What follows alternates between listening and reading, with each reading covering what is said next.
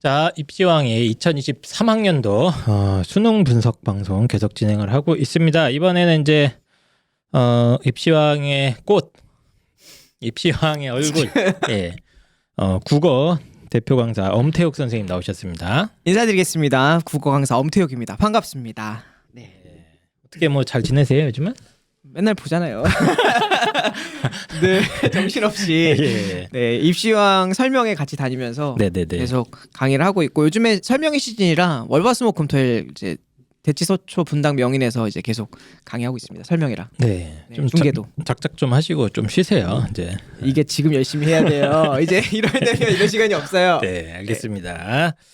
일단 수능 국어 올해 상당히 말이 좀 많습니다. 맞습니다. 말이 많고 네. 또 국어 때문에 이제 땅을 치고 막 그 피눈물을 흘리시는 분들도 많은 것 같아요. 맞습니다. 지금 이제 등급 컷에 심각한 뭐 문제죠 어떻게 보면. 심각한 문제죠, 사실은.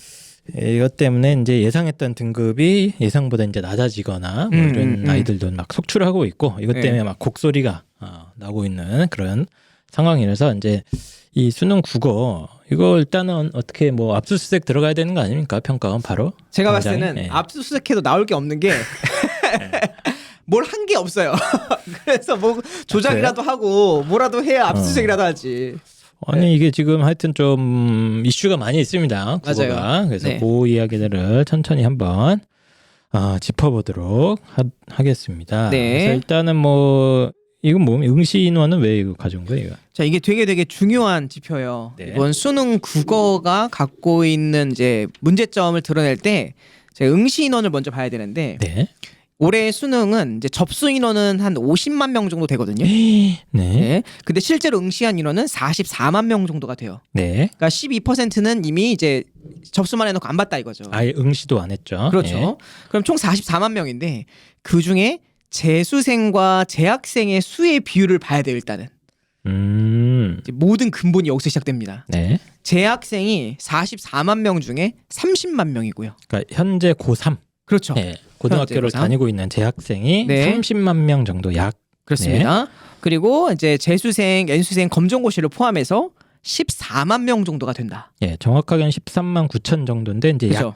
약 14만 정도라고 퉁치겠습니다. 맞습니다. 그러면은 이게 숫자가 많은 거예요, 적은 거예요, 한이쌤? 이게 네. 옛날에는 네. 비율이 이렇게까지 안 올라갔거든요. 그렇죠, 그렇죠. 예, 그러니까 응시 인원 중에 재학생의 약 절반을 졸업생이 차지하는. 그렇죠. 예, 이거 엄청 높은 겁니다, 비율이. 이게 지금. 거의 말이 안 되는 수치잖아요. 네네. 이게 불과 2016년도만 해도 응시 인원이 여기보다 한 12만 명이 더 많았거든요. 네. 근데 그 12만 명이 더 많았을 때 비교해도 재학생 수는 확 줄었는데 재수생 수는 거의 똑같아요. 그러니까 불과 6, 7년 만에 그 12만 명의 이제 재수생이 계속 있었던 거죠. 14만 명이. 예, 예. 그러니까 재학생이 큰 폭으로 감소하고 있는 거에 비해서 재수생들은 뭐 막 엄청나게 막 뭐 언론에서 얘기한 것처럼 막 2배, 맞아요. 3배까지 느는 건 아닌데 예. 야금야금 느는 게 사실 보이고 있습니다. 그렇죠. 관측이 되고 있죠. 맞아요. 그래서 14만 명. 근데 그 중에 그 예전의 재수생과 요즘의 재수생의 이제 느낌을 봐야 되는데 그렇죠. 한 10년 전에는 시험 대충 망치면 네. 아버지가 다시 한번 해봐라 네네네. 이렇게 하면서 이제 한번 해볼까요? 하면서 하잖아요. 저희 때는 이제 재수생 하면 약간 그러니까 늦게 정신 차리신 형님들이나 그렇지. 예, 보통 이제 뭐 연초 이런 거 많이 피시는 분들 있잖아요. 맞아요. 연초도 피시고 이제 빠른 이동을 위해서 오토바이 이런 거 많이 타시던 형님들이 그렇지, 빠른 이동. 한 여름방학부터 공부를 하시거든요. 그분들이. 그렇죠. 그랬는데 예.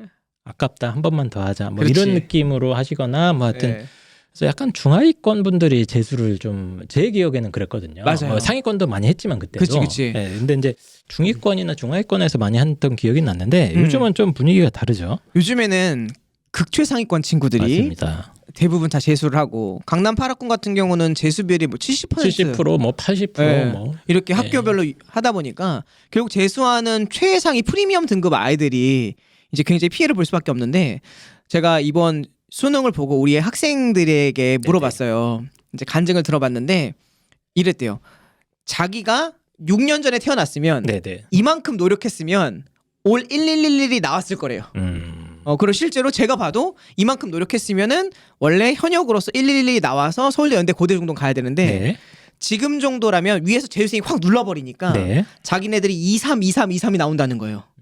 그래서 자기는 원래는 스카이급으로 갈 수 있을 정도의 공부를 한 것 같고 네, 네. 증언 들어보면 자기 형 네. 얘기 들어봐도 예. 근데 실제로는 지금 뭐 예를 들면 건동 홍수 라인밖에 못 쓴다. 그러니까 아이들은 굉장히 피해자이다라는 거죠. 아니 근데 또 반론을 좀 제기할 수 있는 게 이번에 또 수능 만점자가 발표가 됐습니다. 맞아요. 총 3명의 만점자인데 무려 2명이 현역이에요. 맞아요. 재수생은 1명밖에 없습니다. 그렇죠, 그렇죠. 아니 재수생도 정신 차리고 열심히 하면 수능 만점 다 맞을 수 있는데 아, 그치. 다 인터뷰 보면 교과서만 열심히 봤다. 그렇지. 교과서 안 중심으로 이렇게 되겠다. 열심히 공부했다. 이런 애들이거든요. 예, 이게 예. 무슨 또 망언을 하십니까? 자, 그게 망언 맞고요. 일단 살짝 인정해 보고요. 네. 근데 그게 재수생들이 오히려 네. 만점받기 어렵고요. 아 그래요? 그리고 강남 8학군 친구들이나 교육특구 친구들이 오히려 만점이 어렵습니다. 왜 그럽니까? 그럼? 왜냐면 심리적 요인 때문에 그래요. 자기는 재수를 했잖아요. 네. 그리고 내가 어렸을 때부터 좋은 환경에서 공부를 했다는 것 때문에 수능이라고 하는 것이 주는 자신의 압박감이 다른 지역이나 현역들에 비해서 더 강하다는 거죠. 그래서 문제 풀 때 긴장을 더 많이 하게 되고 실수라는 게 한두 개씩 꼭 유발이 돼서 만점자 비율은 현역이 더 많지만 두세 개 틀린 친구들이나 네. 다섯 개 정도 미만에 틀린 친구들은 재수생이나 강남 8학군 친구들이 압도적으로 많다. 아 그렇게 분석해야 되는 예, 겁니까? 이렇게 분석해야 되는 거죠. 알겠습니다. 예, 심리적 요인이 있다. 네, 그래서 일단 일단 이게 응시 인원 자체에 대해서 네. 이거는 이제 꼭 이걸 짚고 넘어가야 되지. 현 사태를 이해하는데 그렇지, 그렇지. 이게 빠르다. 도움이 된다. 도움이 된다. 예. 그래서 재수생들의 숫자와 비율이 이번에도 역대 최고 아닌가요? 역대 최고입니다. 예, 거의. 역대 최고인 거고 거의 네. 3분의 1 가까이가 네. 응시 인원의 3분의 1 가까이가 졸업생 3분의 1이 넘죠 지금. 맞죠, 맞죠. 예. 거의 넘죠. 거의 넘는 상태가 됐고 그 졸업생들이 음. 상당히 상위권들이 많이 퍼지는 돼 있다. 예. 제가 요것에 대해서 이따가 우리 저희 세 번째 질의응답 시간에 네. 재수생과 현역의 차이 하면서 구체적으로 다룬 게 있거든요. 네. 1등급 받은 생 중에 재수생이 몇 명인가? 2등급 중에 재수생이 몇 명인가 그런 것도 비율을 이따가 보면 한번 보겠습니다. 아주 명확하게 드러날 거고요. 예. 예. 그럼 알아서 그냥 진행을 해주세요. 네. 예. 예. 아, 왜 나는 네. 그렇게 안 도와줘요? 아니 일단은 응시 인원이 굉장히 중요한 이 사태를 이해하는데 중요한 건데 네. 일단 이제 많은 사람들이 국어가 올해 너무 쉽게 나온 거 아니냐, 그렇죠, 혹은 뭐 그렇죠. 평이했던 거 아니냐 네. 이런 이제 비판이 있습니다. 그래서 결론부터 말씀드리자면 국어 평이한 거 맞거든요. 네. 그런데 이 정도 점수가 나올 만큼 평이하진 않았어요, 사실. 이번에 1등급이 화작이 96점이라고 하지 않습니까? 아 그렇죠. 예. 근데 이게 예년에 비해서는 사실 이제 쉬워진 건 맞지만 예전 한 5, 6년 전 시대로 거슬러 올라간다면 이 시험이 한 90대 초반 정도 점수가 나와야 되는데 그 사이에 1, 2년 사이에 아이들이 재수생들이나 현역들이 공부를 너무 잘해진 거지. 되게 열심히 한 거지. 우리 기억나요? 1, 2년 전에 막 코로나 한참 할 때 네네네. 현역들 공부 뒤지게 안 한다. 네네. 그리고 학력 격차, 재수생 그과 격차 심하다. 음. 맨날 그렇게 방송했잖아요. 네. 그래서 학생들이 내가 봤을 때 각성을 한 것 같아. 그래서 국어, 그리고 최근에 막 몇 년간 국어가 중심이다라고 하다니까 국어학원도 많이 다녔고 국어 인강 그리고 공부에 대해 수능에 대해서 포커싱이 많이 맞춰져가지고 전반적으로 학생 수준이 많이 올라갔다. 그래서 높은 원점수가 필요했던 거다라고 분석할 수 있습니다. 아니 근데 지금 차이가 왜냐면 작년에 비하면 거의 10점 가까이 차이가 나요. 맞아요. 네, 1등급 컷이 뭐 화작의 경우에는 작년에 86이었는데 올해는 무려 96점입니다. 맞습니다. 10점. 아차 하면 바로 2등급 내려가고 네. 예, 작년에 2등급 컷이 화작의 경우에 80점이었는데 올해는 92점. 그러면 누가 봐도 이건 뭐 그냥 문제를 물수능으로 낸 거 아니냐. 그치. 예, 한국어만 읽으면 다 풀 수 있게 내서 이렇게 된 게 아니냐. 보통은 이렇게 해석을 할 수 있는데 그렇죠. 생각보다 문제를 딱 까서 보면 네. 그렇게 쉽다고 판단할 수 없는 문제다. 맞아요. 문제 자체 양극화가 되게 심해요. 쉬운 문제는 엄청 쉬운데 어려운 문제는 또 많이 어려워요. 그래요? 네. 그리고 또 트렌드가 뭐였냐면 작년 수능이 많이 어려웠잖아요. 네. 그러면 올해 사설 모의고사들 있잖아요. 네. 그런 사설 모의고사 문제 난도를 높였을까요? 낮췄을까요? 작년에 맞춰야 되니까 조금 높일 수 있죠. 그렇죠. 많이 네. 높였다고요. 그러니까 1년 내내 애들은 정말 어려운 문제들을 많이 풀었던 거예요. 그러다 보니까 전반적으로 이제 난도가 자기 역량이 올라갔고 그 상태에서 조금 쉬운 수능을 봐버리니까 네. 점수가 확 잘라와 버린 거지. 그러한 인플레이션 현상이 있습니다. 그래요? 네. 알겠습니다. 그래서 실제로 국어 강사 입장에서 봤을 때 문제 자체가 막 그렇게까지 쉽다고 볼 수는 없다. 네, 맞아요. 없는 것 같고 네. 다만 이제 약간의 쉬운 문제와 어려운 문제 양극화. 뭐 이따가 자세하게 얘기를 해보고요. 네. 그런 거고 아이들이 네. 어쩜 이렇게 보면 이제 대응 능력이 향상된 게 아닌가라고 생각을 하시는 거죠. 맞습니다. 아이들 되게 열심히 공부했고 그것만큼 성장한 건 맞는데 제가 이제 분석하고 싶은 거는 이제 작년 수능부터 6월, 9월 올해 수능까지 봤잖아요. 네. 요 트렌드를 한번 분석을 해보고 싶어요. 이제 평가원이 왜 이렇게 했나? 왜 이게 무슨 짓을 한 건가? 평가원이. 그러니까 작년 수능 국어랑 네. 이제 올해 6월, 9월에 평가원에서 된 모의고사, 네네. 예, 그런 것과 이제 마지막에 나온 수능이 뭔가 이렇게 흐름이 있나요? 그러면? 흐름이 있습니다. 자, 일단은 결론부터 말씀드리면 밸런스 붕괴 현상. 밸런스요? 네.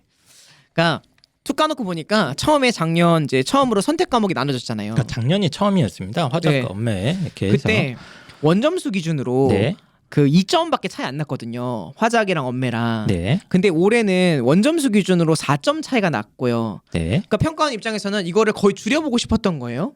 음흠. 약간의 작년 수능에서 약간 2점 정도 차이 난 걸 줄여보자 라고 하는 마음에 이제 올해 6월 달에 문학을 조금 어렵게 내보면서 네. 공통 과목을 좀 세게 내봤거든요. 네. 그러면서 줄이려고 했는데 원점수 차가 더 벌어진 거예요. 2점 차이 나던 게 4점으로 늘어났어요. 네. 그래서 안 되겠다. 야, 그러면은 이번에는 문학으로 잡으면 안 되고 엄매로 잡아보자. 네. 그래서 9월 달에 엄매를 어렵게 냈어요. 네. 그랬는데 점수가 원점수 기준은 4점이 여전히 벌어져 있는 거예요. 네.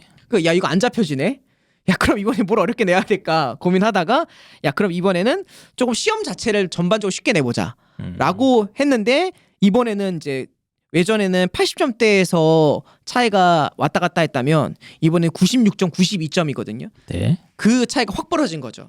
그래서 밸런스를 맞추려고 하다가 점점점 시험 난이도는 떨어뜨리면서 밸런스가 같이 붕괴되는.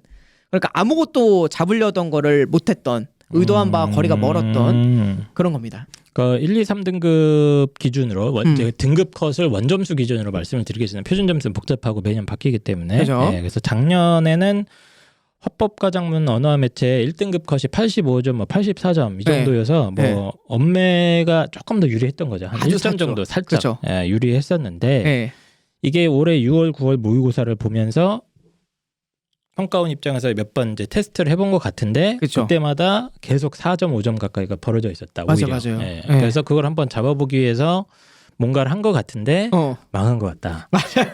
아니, 제가 들은 거는 이제 평가원장님이었나? 국어에서 킬러 문제가 제대로 작동을 안 한 것 같다. 뭐 이런 얘기 인터뷰에 제 기억이 나거든요. 맞아요. 좋은 말씀인데 이게 왜 그런 거냐면 자, 킬러도 네. 킬러가 대놓고 사람 죽여요? 아니면 뒤에 몰래 숨어서 사람 죽여요? 요즘은 대놓고 죽이는 거 아닙니까? 그렇죠. 네. 근데 영화 보면 원래 뒤에서 몰래 찌르는 게 그쵸? 킬러잖아요. 예. 자기. 예. 킬러 문제는 맞는데 너무 대놓고 있었어. 나 어려워를 대놓고 있는 거예요. 그러니까 아이들이 그걸 버리고 시작하는 거야. 이게 정확하게 16번, 17번 문제가 킬러인데요. 네. 누가 봐도 얘는 가장 어려운 지문이었고 누가 봐도 킬러처럼 생겼어. 네네. 그러니까 걔를 아예 안 풀어버리는 거야. 아이들을 그냥 스킵을 해버렸다. 걔들은. 그렇죠. 네. 원래 평가원의 의도는 그래요. 오답 아주 어려운 문제 3-4문제를 막 오답률 7-80% 되는 걸 만들어 놓고 네. 그 녀석들 때문에 시간도 좀 많이 끌었으면 좋겠고 변별력이 길러졌으면 좋겠다라고 의도를 했지만 네. 이제 아이들이 고난도 모의고사를 많이 풀고 하다 보니까 실전 감각이 좋아진 거라고요. 특히 재수생들은 딱 보면 알거든요. 이거 고난도야. 아니다가 딱 그냥 감이 와요. 그래서 야, 버리고 시작하자라고 시작이 된 거예요. 그래서 제가 오기 전에 우리 제 제자들한테 다 물어봤어요. 네네네. 이번 시험 만났을 때 어땠냐라는 게 천편일률적으로 다 이렇게 대답해요. 쉬운 문제가 너무 잘 풀려서 첫 번째 의심스러웠다. 근데 어려운 문제는 이건 100% 어렵다는 게 확신이 들었다. 그래서 확실하게 4-5문제를 버리고 시작했다는 거예요. 지문도 맨 뒤로 빼놓고. 네. 그러니까 그렇다 보니까 킬러가 작동이 안 한 거죠. 숨겨 있어야 되는데. 그러니까 수학 같은 경우는 보통 몇 번에서 좀 어려운 문제가 나온다 이런 감이 원래 있지 않습니까? 그쵸. 규칙성이 약간은 있는데 네. 국어는 원래 그게 이렇게 규칙성이 없잖아요. 없죠. 언제 어려운 지문이 나오고 언제 어려운 문제가 나올지 모르기 때문에 거기서 이제 붙잡혀서 아이들이 뭐 멘탈이 무너지거나 시간을 이제 질질 끌거나 이런 경우가 있어서 이제 망하는 건데 맞아요. 그게 딱 보자마자 이렇게 지문에 막 그림이 있고 막 그래. 풀지 마 써 있는 거야 보자마자. 맞아요. 예. 그러니까 야 이거 너무한데 이거? 그렇지. 예. 여기 17번 문제 보이는데 이거 풀고 싶어요? 개 나온 거? 뭐 그림에 집게가 있네요. 그죠? 농개가 있고. 그럼 앞에 보세요. 그래프 보이잖아요. 그래프도 막 있고. 그 지문에. 예, 좀 지문도 길어 보이고. 예. 딱 봐도 풀기 싫네 이거는. 그렇죠. 그래서 이 지문을 맨 마지막에 푼 거야 애들이 다. 다. 그래서 킬러가 적당히 안 할 수밖에 없었던 거죠. 그래서 제가 느끼는 건 이거예요. 이제 우리가 그림을 그리잖아요. 네네네. 화가가 그림을 그렸는데 뭔가 좀 마음에 안 든 거야. 거의 잘 그린 것 같아. 그러니까 돌이켜 보면 작년 수능이 진짜 잘 만들어진 수능이었거든요. 그렇죠. 지금으로서는. 지금으로선. 네. 근데 그 조금 것을 좀 더 완벽하게 만들겠다고 덧칠을 하다 보니까 완전 그림이 폭망한 케이스. 그게 올해 수능 국어입니다.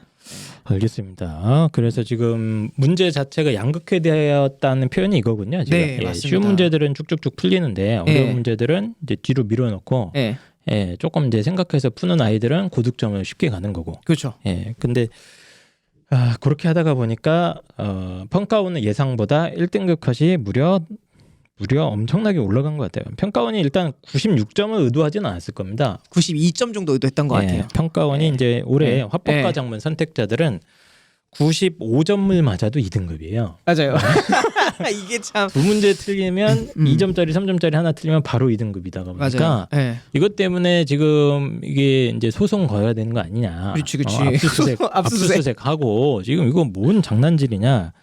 굉장히 화가 많이 나 있습니다. 저도 화가 납니다. 지금 그러니까 말이 안 나는 됩니다. 그냥 그럼 나도 엄매 선택해서 했으면 틀린 문제도 거의 똑같은데 맞아요. 문제 숫자 차이가 안 나거든요. 맞아요. 진짜 억울한 거예요 이게. 이거 진짜 억울한 겁니다. 이거. 예. 아니 이것도 그런 게 있어요. 3월, 6월, 9월 다 80점대에서 항상 1등급 결정되게 놀다가 네네네. 갑자기 96점이 되게 갑자기 수능날 뻥튀기 하는 건 이건 반칙이거든요. 이거는 약속이랑 합의랑 어긋난 거거든요. 네. 그럼 6월, 9월 모시고 가서 왜 봅니까? 그렇죠. 경향성도 없고. 네. 그래서 하는 일이 없다. 그러니까 뭔가 열심히 한 것 같은데 아무것도 되지 않았다. 이게 제 올해 총평입니다. 알겠습니다. 그래서 어쨌든 밸런스나 이런 게 전체적으로 무너지는 바람에 킬러도 작동을 안 하고 그렇죠. 그리고 아이들의 어떤 수능 국어에 대한 대응 능력도 상당히 뛰어난 것 같고 이제 맞아요. 그리고 아까 얘기한 이제 졸업생이나 이제 재수생들이 워낙 단련이 많이 돼 있다 보니까 맞아요. 걔네들로 인해서 이런 사태가 일어나지 않았을까.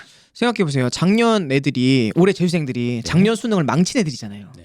작년 수능이 국어가 어려웠다고. 조금 어려웠죠. 그럼 올해 데뷔할 때 쉽게 데뷔하겠어요? 어렵게 데뷔했겠어요? 별로 어렵게 데뷔했다고요. 그러니까 그 친구들한테는 이게 너무 꺼민 시험인데 사실 그 친구들도 피해자예요. 네. 사람이 어떻게 두 개도 실수 안 합니까? 아무리 잘해도 한두 개 정도는 실수한 여지가 있는데 실수하는 순간 다시 삼수를 생각해야 되는 그렇죠. 그런 슬픈 사연이 일어난 거죠. 알겠습니다. 그래서 이게 지금 이제 선택 과목에 따른 유불리 얘기로 자연스럽게 넘어가야 될 것 같은데 그렇습니다. 지금 화작 선택한 아이들은 그럼 이제 막 망한 건가요? 그냥 거의? 이제 폭망했어요. 그냥. 폭망한 거죠. 거의. 예, 답이 없어요. 일단은 이제 결론부터 말씀드리자면 1등급 있잖아요. 네네. 1등급 약 한 2만 명이라고 잡아볼게요. 그 중에 86%가 엄매 선택자입니다. 잠깐만요. 1등급이 만약에 2만 명을 받을 수 있잖아요. 수능 국어 응시자 중에 1등급을 받은 아이들. 수능 국어가 이번 수능에서 성적표에 1등급 딱 찍힌 아이들이 그렇죠. 그 중에 비율이 86%가 엄매 선택자였다. 엄매 선택자예요. 이게 말이 되냐 이거지. 이거는 그럼 화작러들 죽어라 이런 거예요. 그렇죠. 네. 그러면 선택의 의미가 없잖아요. 차라리 그냥 A, B 수능으로 나눠서 옛날처럼 네네네. 쉬운 거 어려운 거 네가 골라서 봐라고 하든지 네. 전형 자체가 나눠져 있든지 네. 그냥 동등한 정의 가축이 1등급 줘버리는데 엄매 선택자가 86% 되게 하는 거는 네네. 선택 과목의 의미도 없고 돈만 쓰고 있는 거예요 이거. 이게 저는 좀 불만인 게 뭐냐면은 네. 화작 선택자들도 이제 공통 과목 그러니까 화작과 맞아. 엄매 말고 네. 공통 과목에서 높은 득점을 받을 수 있잖아요. 맞아요. 그 점수가 이게 일종의 감소가 된 거예요. 그렇죠, 맞아요. 그 값어치가. 반영이 안 된 거예요 제대로. 네, 그러니까 걔네들은 똑같은 문제를 풀어서 똑같이 맞췄는데 그 수학적 공식 때문에. 그렇지. 이게 지금 이 선택 과목에 따라서 이 계산하는 공식이 있습니다. 맞아요. 보너스 점수와 이게 이렇게 따로 부여되는데 화작을 선택하는 것 때문에 그냥 나는 얘는 엄매 선택했는데 그치? 똑같이 맞췄는데 나는 맞아. 거기서 그냥 감점이 발생한 겁니다. 한 3, 그렇죠. 4점 이상이. 맞아요, 예. 맞아요. 그 상황이에요 지금. 네, 되게 억울한 거예요. 공통 요역은 틀린 개수가 똑같아. 네. 같은 번호야 심지어. 예, 심지어. 근데 이제 화작에서 나 두 문제 틀렸고 한이쌤도 화작 원매에서 두 문제 틀렸다 이거예요. 하지만 이쪽은 1등급인 거고 네네. 난 2등급인 예, 거고 그렇게 돼요 지금. 표점 차이도 막 4, 5점 나오고 예, 그지 같은 상황인 거죠. 맞습니다. 그래서 공실력이거든 사실. 이게 이거는. 지금 선택 과목이라는 게 평가원에서 한두 번 해본 게 아니잖아요. 그렇죠. 그러니까 이게 옛날에도 이제 뭐 수능 4탐 과탐에서 선택 과목 꾸준히 이제 출제도 해오고 했었는데 저는 아직도 왜 국어까지 선택 과목을 도입했는지 진짜 미스테리입니다. 저도요. 왜 이걸 예측도 못할 놈들이 아니 죄송합니다. 놈들이라니 분들이. 예측도 어렵고 사실 예. 이걸 맞추는 게 원래 어렵잖아요. 그치. 예, 서탐 과탐 맨날 개판되지 않습니까? 예, 매년 예. 유불리가 발생을 하는데 음. 굳이 이걸 나눠 가지고 뭐 선택하네 마네 해가지고 또 이걸 순간에 또 판단 실수를 이렇게 해버리면 예. 이거 진짜 억울한 것 같아 이거는. 진짜 하늘이 무너지는 거죠. 가뜩이나 억가당. 그러니까 우리 아이들 말 요즘은 억가당했다. 네네. 이게 정확하게 맞습니다. 세상이 날 억가했다. 억가가 뭐예요, 근데? 억지로 깠다고. 억지로 깠다. 아 몰라 이거? 나 몰라요. 그럼. MG 아니네 이 네. 사람. 저는 X 세대입니다. X세대. 예. Y2K. Y2K. 세대입니다. 예. 그렇죠. 근데 더 여기서 또 슬픈 건 네. 이미 수학에서도 많이 말씀하셨겠지만 이제 이과 쏠림 현상, 이과가 엄청 유리했다. 네. 이제 문과생들은 전체 중에 27%만이 엄매를 선택했어요. 문과생. 네, 중에. 이것도 웃긴 거예요. 문과인데 내가 그래도 예, 예. 내가 한글 좀 잘한다고 해서 문과 온 건데 엄매 선택자가 27%, 네. 이과생은 44.4%가. 이과 애들이 훨씬 많이 엄매를 골랐군요. 네. 그래서 이과 애들은 작년에는 35% 정도가 엄매 선택했거든요. 네. 근데 이번에 44%가 된 거예요. 그러니까 얘네 똑똑한 거지.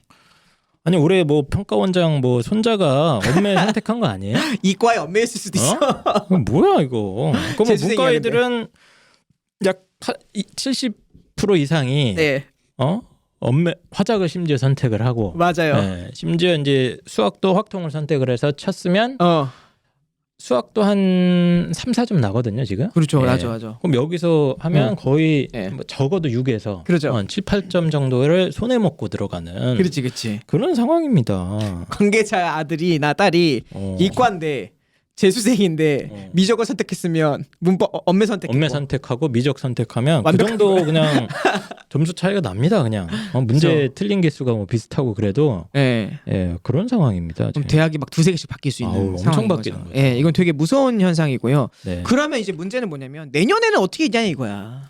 일단 이 평가원장 사퇴해야 되는 거 아닙니까? 사퇴하세요. 이건가요? 이번에 뭐 사과도 잘 안 하는 것 같은데 이번에는. 이거는 이제 뚜껑이 열렸잖아요. 네. 그러니까 이제 하시겠죠. 이제 엊그저께 이게 목요일 날 나왔거든요. 지난주. 이제 하실 수 있다고 봐요. 이거는 사과가 아니고 이거 좀 대대적으로 책임이 지금 좀 필요해요. 저는 현재 수능 이 선택 과목 체제에 대해서 네. 근본적인 반성과 이게 있어야 된다고 봅니다. 왜 이걸 그동안 잘 되고 있었는데 그렇지. 왜 괜히 이걸 나눠 가지고 긁어 부스럼 만든 격이었다. 선택에 따라서 뭐 어떤 애들은 울고 불고 이게 이러면 안 되지 않습니까? 불공정한 거 아닙니까 이것도? 그리고 이 과정이라는 게 고등학교 내신 교육 과정과도 안 맞아요. 그렇죠. 내신에서도 엄매 문법 하는 애들도 있고 화작하는 애들도 있고 네네네. 그거에 딱 맞춰서 그냥 골고루 시험을 내던 시험이 좋은데 네네. 굳이 왜 나눴냐 이 말이지. 예. 참 하여튼 지금 문제가 심각하고 올해 이거 좀 이렇게 어머님들께서 네. 횃불을 들던가 해서 그쵸. 이거 좀 문제 제기를 해야 됩니다. 이거 이대로 계속 놔두면 예. 계속 이게 제가 봤을 때 계속 반복되거든요. 그렇죠. 예, 이러다가 이제 또 거꾸로 엄매가 한번 박살날 수도 있어요. 그러니까 그게 무서운 거야. 제가 아까 네. 얘기했던 게 그런 거예요. 그럼 내년에는 엄매 해야 되냐? 그 얘기예요 지금. 네. 예. 그러면은 그냥 이성적으로 생각하면 이제 추세가 엄매가 유리하잖아요. 네네. 그냥 엄매를 묻지도 따지도 않고 선택해야 되냐? 근데 평가원에서 또 작심하고 뭔가 또 건드려 보겠다고. 네. 평가는 건드리면 망하는 거거든요. 네네. 건드려 보겠다고 하면 또 이제 화작이 또 이제 이득 네. 볼 수 있잖아요. 그러니까 이 경우는 진짜 여러 가지 경우일 수가 있을 수 있기 때문에 예, 그러니까 심리전이기도 하고 이번에 그렇죠. 이제 엄매를 무조건 해야 되는구나 하고 대거 엄매가 쏠리고 맞아. 오히려 화작에 남아 있는 아이들이 뭔가 좀 피해를 보고. 이렇게 이득을 보고. 뭐라고 그러냐 이득을 보는 그치, 상황이 그치. 있을 수도 있어요. 이건 그치, 나중에 그치. 가면. 예. 그러니까 그게 무서운 겁니다 지금. 그 예측. 근데 이것도 신뢰할 수 없는 게 보통 6월, 9월 보고 이제 우리가 방향을 정하잖아요. 네. 근데 그것도 안 되는 거지. 그치. 왜 올해 보니까 6월, 9월과 아무 상관이 없어. 그쵸. 수학이 그렇잖아요. 수학은 6월 시험과 9월 시험과 11월 시험이 다 독립 시행이잖아요. 네. 문제도 안 겹치고 다 다르잖아요. 국어도 그런 꼴인 거야 지금. 너무 웃겨. 그러면은 육모 구모 왜 보는 겁니까 대체? 알겠습니다. 그래서 국어 강사로서 지금 평가원에 대해서 상당히 좀 실망을 많이 하신 것 같습니다. 굉장히 분노가 아, 그렇습니까? 네, 분노와 화가 막 나가 있어요 지금. 제자들 중에 피해 사례들이 좀 있습니까? 2개 틀려서 95점인데 2등급이에요. 아, 걔네 되게 잘한 애들이거든요. 억울하네 이거. 그러니까 늘 항상 모든 평가원이 지금까지 80점대 중후반에서 1등급이 결정됐잖아요. 네네네. 그러면 아이들은 95점을 목표로 보통 하고 한단 말이에요. 네. 근데 이번에 95점을 딱 받았어. 기분 좋게 나왔지. 1등급이다라고 했는데 2등급이래. 그러니까 미쳐버리는 거죠. 95점 애들이 많아요. 그렇습니다. 네. 네, 알겠습니다. 그래서 이번 수능 국어가 어쨌든 평가원에서 어쨌든 밸런스를 조절해 보려고 하다가 사고를 크게 친 것으로 지금 판단이 되고요. 맞습니다. 예. 그런데 저는 항상 아이들에게 고1, 2 때부터 저한테 배웠던 친구들한테는 웬만하면 엄매 선택하라고 하거든요. 네. 왜냐면 엄매를 일찍부터 준비해 놓으면 고전시가 할 때도 도움되고 비문학 독해력도 많이 올라가요. 네. 문법을 하는 거니까. 네. 이제 그래서 사실 저희 반 애들은 한 60%가 엄매 선택자이긴 했어요. 네. 네. 근데 그 친구들은 상대적으로 잘 봤죠. 근데 이제 그래도 순수하게 화작 선택했던 애들, 네. 그리고 화작을 애들이 왜 선택하냐면요. 심각한 게 이거예요. 자, 엄매보다 화작 공부량이 적어요. 조금 적죠. 예, 네. 엄매는 외워야 될 게 되게 많고, 네. 그래서 실제로 저희가 측정을 해보면 공부량이 4배 정도 돼요. 그러면 고2 때 고3 넘어갈 때 내가 아직 수학도 해야 되고 영어도 해야 되고 할 게 많은 친구들은 어쩔 수 없이 화작을 하게 돼요. 네.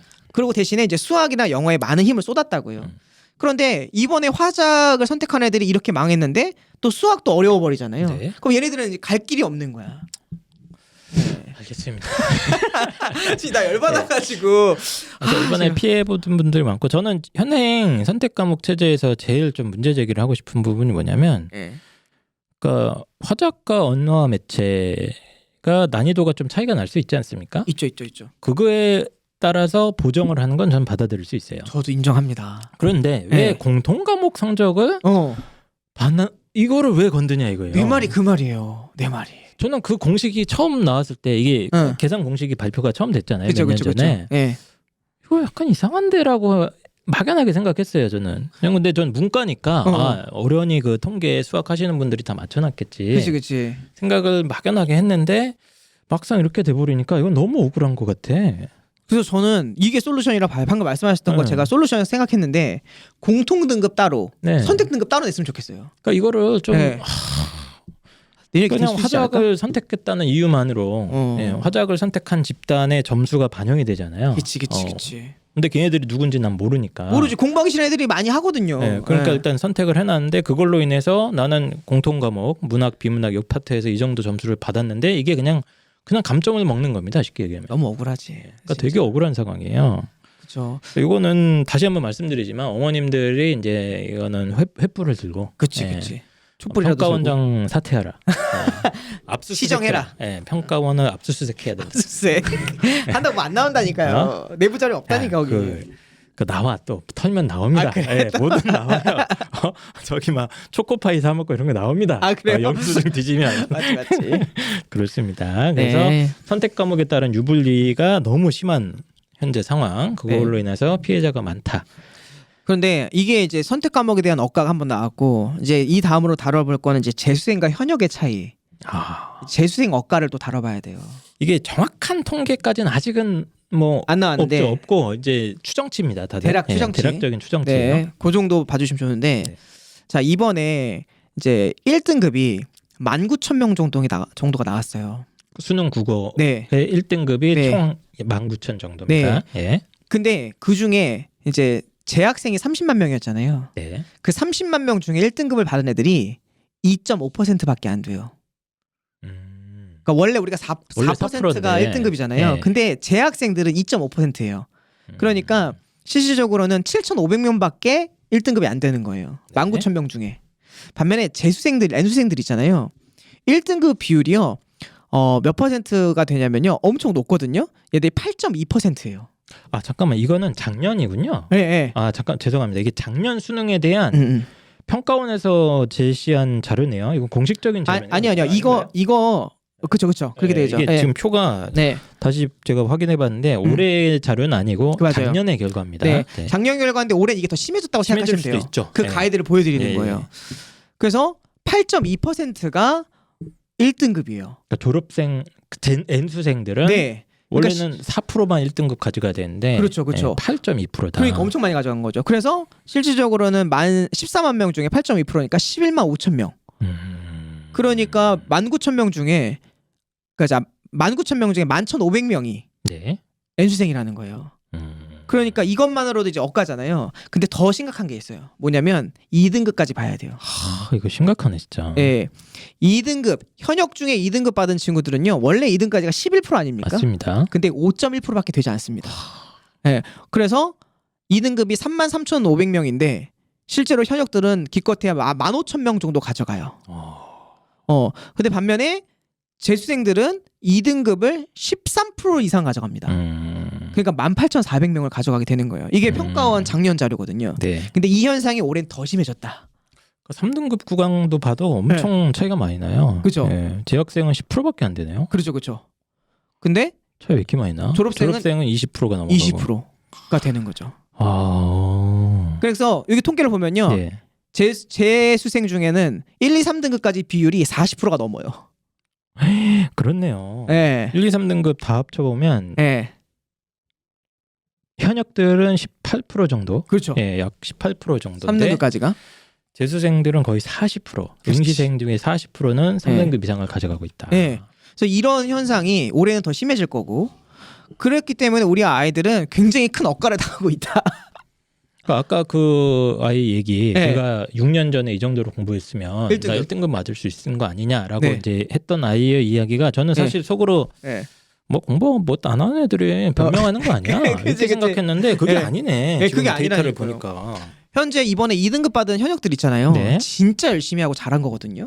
우리 아이가 만약 2등급 받았다면 꼭 위로해 주시고 잘할 수 있다라고 응원해 주셔야 됩니다. 저 되게 열심히 한 거예요. 원래 1등급이었어야 돼 얘는. 그러니까 예전 같았으면 거의 1등급이 나왔어야 되는 아이들이 네. N수생들의 침공 네, 그죠. 그리고 이제 평가원의 억가. 하여튼 실수라고 하겠습니다. 네, 실수로 인해서 2등급, 3등급으로까지 내려간 아이들이 있다. 그렇죠.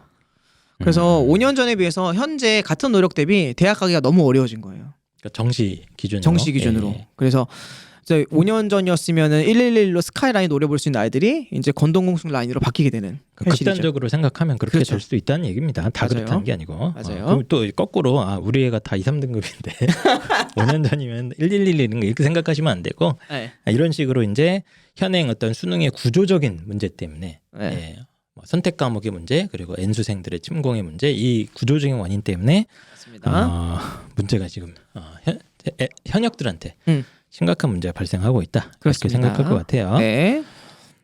자, 그래서 이제 다음 주제는 아까부터 계속 얘기 나왔던 이제 양극화에 대한 이야기인데, 양극화. 자 이제 양극화는 크게 두 가지 방향성이 있어요. 네. 선택에 의한 양극화 현상.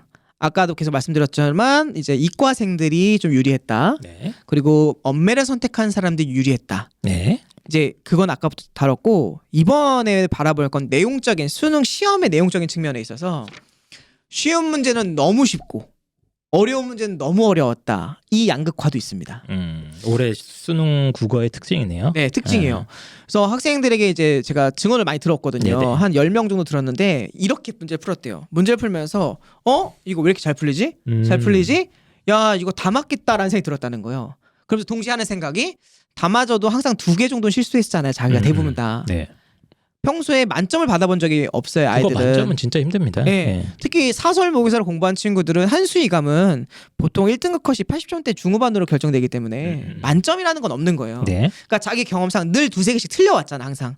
그래서 야 이번 시험 2-3개 틀리면 망하겠는데? 라는 생각이 들었다는 거예요. 네.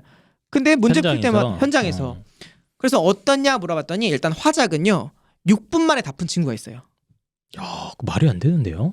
그만큼 단서가 명확하게 보였대요. 아니 보통은 15분을 목표로 잡잖아요. 보통은. 요즘에는 12분. 네. 네. 그 정도 잡죠.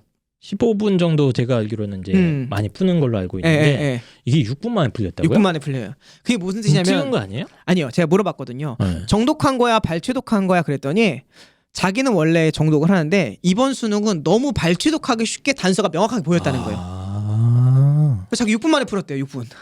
화작을. 또 한 번 물어봐니까 그 친구 이번에 화작 만점 받았거든요. 네. 제 조교 중에 한 명인데 그 녀석은 9분 만에 풀었대요. 일단 화작이 확실히 엄청 쉽게 나왔군요. 네, 쉽고 단서가 명확했다고 합니다. 그리고 그럼 문학이라도 어려웠어야 될 거 아니에요. 네네네. 문학도 너무 명확하고 너무 쉬웠고 EBS 연계 잘 됐고 세 지문 연계됐거든요. 네네. 근데 그 세 지문이라는 것도 애들이 이감이랑 한수나 이런 수업 시간에 저희 같은 수업 시간에 다뤘던 내용들을 다 한 번씩 보니까 네. 체감이 낮은 거야. 그리고 이제 비문학이 남았잖아요. 그럼 비문학이 도 어려워야 될 거 아니야. 네. 비문학도 앞에 두 지문은 쉬웠대요 또. 또 쉽고 네. 하나만 아까 그 한 지문. 농계. 네. 14에서 17분. 17번 문제. 네. 요거 한 문제를 맨 마지막 빼놓고 야 넌 이것만 잘 보면 되겠구나 싶어서 여기다가 막 시간을 다 쏟았다는 거예요. 근데 이거는 평가원에서도 얘기했던 것처럼 완전 킬러예요. 아무리 많이 본다고 답이 나온 게 아닌. 나오는 게 아니에요. 오답률이 80%거든요 이게. 네. 네. 다 틀린 거야 이건 그냥 네. 쉽게 얘기하면. 그러니까 아이들의 입장에서는 이번 시험이 너무 쉬워버린 거죠. 그런 양극화 현상이 있습니다. 엄매는 조금 그래도 한두 문제가 까다롭다고 제가 들었는데 아닌가요? 엄매 5문제 정확한 6문제 중에 네. 2문제 정도가 까다로웠어요. 까다롭구나. 예. 그러니까 그게 이제 문제가 된 거죠. 그렇죠. 예. 네. 근데 사실은 보시면 아시겠지만 엄매가 유리한 이유는 화작비에서 시간이 많이 걸리진 않아요. 통상적으로 명확하니까. 그래서 공통 요역이 쉬워버리면 엄매도 천천히 한 땀 한 땀 볼 수 있는 시간이 생기는 거거든요. 최상위권은 엄매를 틀리는 이유가 몰라서 틀리는 게 아니라 시간이 급해서 틀리는 경우가 많아요. 생각을 깊게 못하니까. 근데 그런 부분들이 많이 해소가 됐던 거죠. 예. 알겠습니다. 그래서 화작이 막 6분 만에 푸는 아이가 나타날 정도로 너무 쉬워버리니까 그 화작 선택자들의 화작 성적이 너무 좋아버렸겠구나. 그렇죠, 그렇죠. 거기서 그 저기 뭡니까 그 표점에서 보정 점수 예, 예. 들어가니까 이득을 못 본 거죠.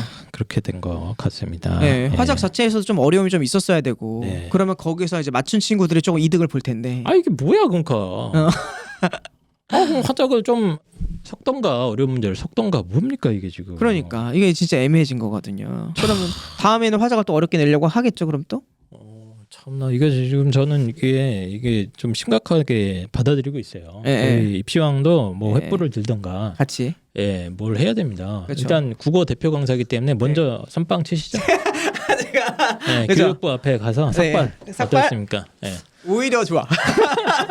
오히려 좋아. 그러면 제가 인기가 올라갈 수도 있을 것 같아. 제 두상 이뻐서. 네, 알겠습니다. 그 정도로 양극화된 문제들이 있었고, 그러면 문학 뭐 비문학의 뭐 그 하나 지문 빼고는 거의 뭐 평이한 지문인 거예요? 그러면? 평이했고요. 그리고 제가 뭐 저희 카페도 올리고 제 유튜브 스위트에도 많이 올렸지만 네. 예측이 이번에 엄청 많이 됐어요. 무슨 말이에요? 예측이 많이 됐다는 게? 그러니까 저는 이번에 수능 적중을 엄청 많이 했거든요.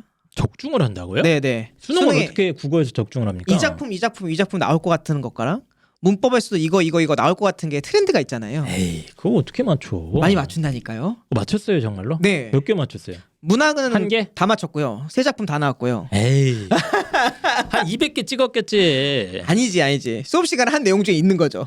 수업 시간에 하는 네. 내용 중에 네. 정확하게 그게 네. 딱딱딱 나왔다고? 나오죠. 세 작품 다? 네. 근데 그게 내가 나온 게 아니라 이미 모의고사 다 있었던 거예요. 근데 저 그걸 다룬 것뿐이죠. 그래요? 그리고 문법은 확실히 맞췄죠. 문법은 제가 수능 이틀 전에 뭐 자랑하던데 카페에서. 그렇죠. 네. 수능 이틀 나 전에 읽어보지도 않았어. 기분 왜 아니요? 나빠가지고. 기분 나빴어? 당신이 왜 기분 나쁘다 이 사람아. 국어 선생도 아닌데. 망해야 되는데. 잘 안 되게 기도하고 있죠. 17문제를 제가 풀어줬어요. 네네네. 수능 이틀 전에 문법 언어와 매체. 네. 네. 문법 17문제를 문법 찍어줬다고요. 네. 이게 올해 나올 것 같아. 그중에 4문제 나왔어요. 아 진짜로? 네. 그래서 아이들이 시험 끝나자마자 선생님 미쳤냐고 구독해야 되는 거 혹시 아니냐고. 이거 뭐 술자리 가진 거 아닙니까? 그러니까 평가원 쪽 네, 사람들이랑. 술을 안 마십니다. 네. 근데 그게 왜 그런가 하면 지금까지 나왔던 거라든지 빈도수 높았던 거 다 제외하고 남으면 네. 딱 장르가 17개가 나와요. 그걸 알려줬는데 그중에 4문제가 나온 거예요. 그러니까 너무 저 같은 사람이 많을 수 있다는 거죠. 예측 가능한 내용이었다는 거죠. 네. 그럼 그렇다고 그럼 비문학이라도 아주 어렵게 냈어야 되는데 비문학도 연계 체감을 높이겠다고 명확한 연계를 내서 아이들이 시험 보자마자 연계됐어요라고 얘기하니까. 음. 그렇게 시험 자체에 대한 난도를 네네. 낮춰놓으면 이제 이런 문제가 심해진다. 네. 지금 제가 충격받은 게 3등급 컷이 3등급 컷도 네. 화작이 86점이네요. 원점수 기준으로. 맞아요. 보통 이게 1등급 컷이거든요. 이게 1등급 이게 컷. 1등급 컷이 나오는 게 정상인데 네. 화작은 86점, 엄매는 82점이 1등급 컷 원점수 기준으로 이렇게 예상이 되고 있습니다. 그러니까 걱정되는 거 우리 네. 아이들 수능 보고 86점을 받아왔어. 그러면 건데. 나 2등급 좀 하겠다라고 생각하고 한 달 동안 놀았을 거 아닙니까? 근데 3등급이 떠버린 거야. 예. 그렇게 될 수도 있죠. 지금. 면접 보러 갔던 거 다 무의미해진 거잖아요. 그렇습니다. 네. 예. 그래서 전반적으로 시험은 요런 정도로 말씀드리면 될 것 같아요. 네, 네. 알겠습니다. 네. 그래서 어쨌든 올해 그럼 흑역사가 되겠군요. 올해 수능 국어는 어떻게 보면. 오래오래 회자될 흑역사가 될 겁니다. 오래오래 회자될 정도의 2018년 그때 수능처럼. 그래도 그때는 평가원장 어려웠으니까 그치. 그래도 변별은 된다. 예, 예. 근데 지금은 수능 국어가 이제 전체 정시 안에서도 변별력이 확 떨어졌고 표준 점수가 거의 만점 구간에서만 15점이 떨어졌어요. 그러니까 이게 말이 안 되는 거죠. 이 말이 안 되는 거거든요, 사실. 예. 와, 그러면 수학 1등급 받고 그 언어 한 3, 4등급 받아도 수학이 이긴다는 뜻이잖아요. 이길 수 있어요. 예, 지금 수학에서 가져가는 표준 점수가 거의 네. 140 몇 점입니까? 그러니까 6점 이 정도 되지 그 정도 않습니까? 됩니다. 예. 예. 140 후반대로 제가 기억하는데 예. 이거는 만점 받아도 134, 뭐 밖에 안 130 되니까. 뭐 이렇게밖에 안 되니까 예, 예. 그러면 거기서 한 10몇 점이 그냥 벌어지는 거고 예. 이것도 이제 억울한 거죠. 나는 국어에 목숨을 걸고 그렇지. 국어에서 훨씬 그동안 꾸준히 성적을 올려왔는데 맞아. 수학은 조금 약했어. 그런데 수학에서 이제 약간 이제 안 좋은 성적을 받아서 2등급이고 국어는 이제 원래대로 1등급을 받았는데 딱 하니까 안 되는 거야. 그치. 답이 없는 거지. 생각보다 점수가 확 떨어지는 겁니다. 예, 예.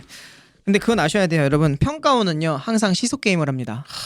이거 지금 예. 올해 수능이 쉬웠잖아요. 그럼 내년엔 또 어려워집니다.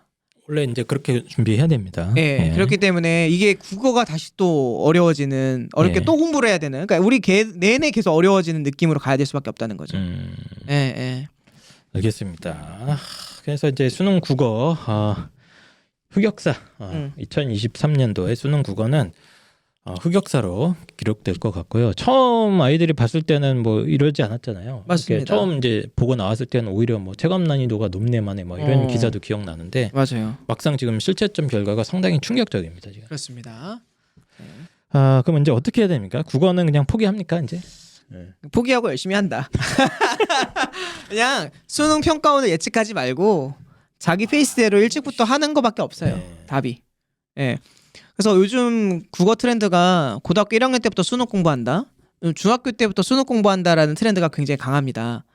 아무리 수능이 어렵든 쉽든 기초와 기본기가 탄탄한 친구들한테는 안 되는 거거든요. 예. 그래서 시류에 너무 왔다 갔다 흔들리지 마시고 마음 상처 받지 마시고요. 그냥 꾸준히 일찍부터 수능 공부와 내신 공부를 분리해서 준비하는 습관이 제일 좋을 것 같습니다. 그리고 이왕이면 어쨌든 화작이냐 엄매냐 이런 걸 다 차치하더라도 학년이 어린 친구들은 이제 엄매를 하는 게 일단 유리하긴 합니다. 네. 이거는 공통 영역, 공통 과목, 독서랑 문학에 있어서 도움이 되기 때문에 이제 가장 본질을 잃으면 안 돼요. 수능은 그냥 한 번 현상이에요. 크게 바람이 한번 분 거잖아요. 하지만 우리는 그 뿌리가 단단해야 되기 때문에 국어에서 뿌리는 기본적으로 문법, 엄매고요. 그다음에 문학과 독서니까 네. 그거 중심으로 일단 하시는 게 좋을 것 같다. 네. 네, 알겠습니다. 말씀드립니다. 별 해결책은 없네요, 그러면. 그리고 하나만 더. 이미 화작을 선택한 자들. 네. 그 친구들은 어찌됐든 화작이 이제 다음에는 어려워질 확률이 되게 조금 높아졌잖아요. 있죠? 예. 그러니까 화작을 진짜 좀 쉬운 거 말고 어려운 사설이라든지 그런 걸 매일매일 훈련하는 태도. 그게 제일 중요할 것 같습니다. 그러니까 올해 쉽게 나왔으니까 뭐 내년에도 비슷하겠지 하는 생각을 가장 위험할 것 같고요. 맞아요. 네, 절대 그렇게 안 합니다. 수능 평가원에서는. 네. 그래서 이제 그 수능 공부, 국어 공부 일찍 시작하는 게 저는 항상 좋다고 강조를 많이 하거든요. 맞습니다. 그래서 쉽다고 이렇게 생각하면 안 되고 계속 어렵게 나올 가능성에 항상 대비를 하는 게 맞을 것 같고 이건 뭡니까? 엄쌤의 해결책. 이거 뭐예요 이게 지금? 이거는 그냥 제가 평가원이었다면 앞으로 할 걸 이렇게 하지 않았을까라는 건데요. 네. 이게 정책적 제안입니까? 정책적 현재 제안입니다. 상태를 지금 이게 심각하잖아요. 맞아요. 이거 그러니까 선택 과목에 대한 유불리가 이렇게까지 극심해 버리면 이거 네, 진짜 안 된다. 진짜 안 되는 거거든요. 제가 혹시 나중에 평가원장이 되거나 교육부 장관이 될 수도 있지 않겠습니까? 그럴 리는 없으니까. 보통 사람아 이거는 인생을 이제, 모르는 거야. 저희 방송에 자주 나오시는 그분이 많이 하는 거거든요. 아, 이제 그래요? 대한제 씨. 아 그래요? 예. 아 교육부랑 소통하는 것 같습니다. 예. 해요? 혼자서. 예. 혼자서 교신하는군요. 그래서 제가 생각하는 거는 아까도 얼핏 말씀드렸는데 차라리 이제 공통 영역 등급 따로 내고 선택 영역을 네. 지원자에 따라서 비율 4% 정해가지고 따로 매기면 어떨까라는 생각을 해보는 겁니다. 그게 첫 번째 대안이에요. 두 번째 대안은 그냥 화작 전체 따로 그리고 엄매 전체 따로를 따로따로 매기해서 딱 둘 다 2%씩만 1등급 주게끔 결정해 버리는 거죠. 2%요? 4%가 아니고? 총 4%니까 2% 2% 더하라 이거죠. 네네네네. 그럼 4% 되잖아요. 그렇게. 그런 식으로 하거나 복잡하네. 그렇죠. 예. 근데 그게 아니면 선택 과목을 제대로 반영할 방법이 없는 거예요. 저는 현행 선택 과목이 어쨌든 큰 수술이 있어야 된다고 보고요. 예, 지금 이렇게 하면은 이건 지금 시험으로 평가하는 게 아니고 그쵸. 운이 너무 작용하잖아요. 예, 천운이에요. 이게 뭡니까 이게 지금? 그러니까. 그래서 뭔가 어쨌든 대안이 필요한 것 같다. 그냥 저는 국어는 굳이 선택을 왜 하는지 아직도 이해가 안 돼요. 그러니까 내가 한국 사람인데 네. 문법 선택하고 화작 선택하는 것 자체가 뭔지 모르겠어요. 발상 지금. 이상 했었거든요 옛날부터. 근데 이런 문제가 결국 생겨요. 네. 그러니까 작년 기조 유지했으면 되는데 뭔가 해보려고 덧칠하다가 그림이 망한 케이스죠. 이거는 딱 정확하다. 알겠습니다. 네. 자, 그래서 수능 국어 지금 2023년도에 큰 사건이 하나 일어났습니다. 이로 인해서 좀 많은 분들이 또 고통받는 분들도 있을 거고, 괜히 화작 선택했다가 뭐 수능 등급을 못 맞히는 경우라던가, 아니면 이제 정시에서 또 뭐 몇 점 차이로 원하는 대학이나 학과에 못 가게 되시는 분들도 있을 것 같아서 상당히 마음이 좀 아픕니다. 맞습니다. 네, 그래서 이런 일이 다시는 좀 안 일어났으면 좋겠다는 생각이 간절하고, 이거는 평가원 뭐 저희가 뭐 별거 없습니다만 평가원이나 뭐 교육부 쪽에서도 심각하게 좀 인지하고 심각하게 받아들였으면 좋겠어요. 왜 그쵸. 괜히 이렇게 선택 과목을 만들고 학부모님들을 더 혼란스럽게 하고 이렇게 되면 돈 버는 건 누구야? 이런 애들이라고. 왜 또 일로 와? 그래갖고 뭐 엄매 특강 깔겠지 이제. 기획하고 있습니다. 엄매 쫙 해서 야 엄매 중학교 때부터 해야 된다. 막 해갖고 나를 왜 장사치로 만들어? 결국에는 또 사교육에서 돈 빨아먹고 이게 뭐 맞아요. 그럼 안 되는데. 참 안타깝습니다. 네. 네. 훨씬 더 교수님들이 좀 더 정교하고 섬세하게 시험을 내셨어야 된다. 이게 제 생각입니다. 알겠습니다. 네. 네. 어쨌든 수능 국어에 대한 분석 이 정도까지만 하고 마지막으로 한 말씀 해주시죠. 아까 말씀드렸지만 뿌리 깊은 나무가 바람에 흔들리지 않습니다. 우리 세종대왕의 말씀을 잘 새기면서 항상 가장 기초부터 탄탄히 하는 공부가 제일 좋을 것 같습니다. 너무 어려워하지 마세요. 네. 네, 알겠습니다. 그러면 엄태욱 선생님과 함께한 수능 국어 분석 이것으로 마무리를 드리고요. 2023 수능 분석 사실 이제 탐구도 지금 말이 많거든요. 그렇죠. 탐구도 핵심은 밸런스 붕괴입니다. 그렇죠. 한마디로 근데 탐구는 원래 이런 일이 자주 있었어. 맞아. 몇 년마다 한 번씩 자주 있었는데 올해 조금 더 그게 해가지고 보통 이제 탐구는 그래도 정시에서 반영할 때 네네. 대학에서 좀 보정을 해줘요. 변환 표준 점수라고 그렇죠, 해서 그렇죠. 예, 너무 한 과목이 표준 점수가 만점 구간에서 너무 높으면 그걸 좀 깎고 뭐 이런 식으로 이제 변환 표준 점수 이런 게 있는데 화작이나 이건 그것도 없잖아 지금. 아무것도 없죠. 예. 네. 지금이라도 반영해야 되는 거 아닙니까? 근데 대학도 이게 처음이니까 그치. 예, 지금 구제도 어렵죠. 국어 같은 경우는 그렇습니다. 그래서 탐구도 지금 현재 굉장한 밸런스가 무너진 상태, 국어도 망가진 상태. 예, 수학이 그나마 좀 낫지만 그나마 좀 낫다 이 정도로 정리해야겠네요. 맞습니다. 자, 2023 수능 좀 안타까운 면이 좀 있어서 그 얘기 집중적으로 국어 중심으로 엄태욱 선생님으로 얘기를 해봤고요. 저희는 또 다음 주에 좋은 방송으로 돌아오도록 하겠습니다. 네. 안녕. 안녕.